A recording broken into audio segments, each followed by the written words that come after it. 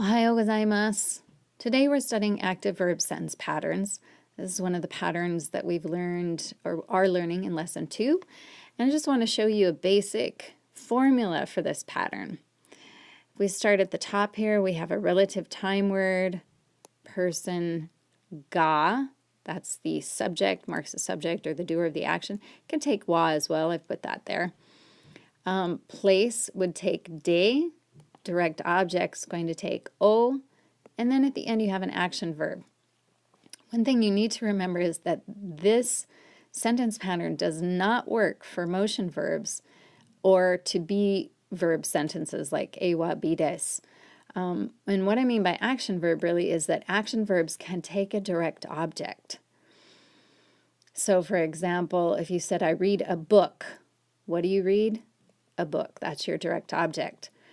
Motion verbs and to be verbs do not take direct objects, so they don't even have this component in their sentence pattern. So what I'm trying to say is the verb at the end of the sentence determines somewhat what kind of components are in that sentence. And it also determines, for example, what types of particles follow those components. Another thing I want to clarify is relative time words versus specific time words. Relative time words are like today, tomorrow, yesterday, every day, next year, last year, this month, last month. They don't take particles except for wa because they can be made into a topic. Specific time words are going to take ni. So by specific time words, I mean like 5 o'clock, Wednesday, Tuesday, 6:30. And even in English, we say on Wednesday and at 5 o'clock, but we don't say, for example, on today or at yesterday. So in that way, Japanese and English are similar. Also then, any noun in a Japanese sentence can be made the topic by adding wa. Now, wa can replace ga, o, and mo, but it is added after other particles. Now this gets us into double particles, which can be really tricky. But, for example, if you want to make the place in this sentence a topic, you would have to put place de wa.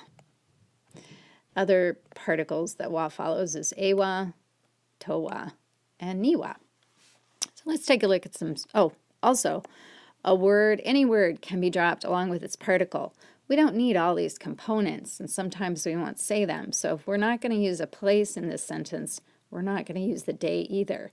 So if we drop the place, we drop the particle. If we don't have a direct object, we don't have an O. So let's take a look at these sentences. So essentially what I'm saying is that you can take this formula up atop and just plug words in, and as long as you add the right particles, you're going to get a proper Japanese sentence. So for example, here we have our relative time word, mainichi. Smith-san is our subject, the doer of the action. He's going to take ga. Toshokan, place. De. Hon is your direct object. It's going to take o. And then an action verb. Altogether, it means Smith-san reads books at the library every day. The next sentence, let's take a look at the English portion. Every night, Smith watches TV. Notice we don't have a place here, so we're not going to have a day either because particles go with their nouns. So every night is maiban. Smith-san is our subject, or he can be the topic as well.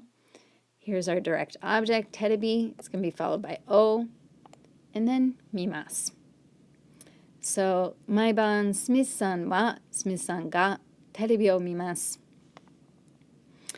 Now we get into questions where instead of a place, we have the question word for place, which is where.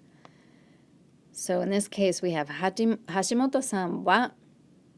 As for you, Hashimoto-san, doko de, where, Nihongo o, Japanese, benkyou shimasu ka, do you study?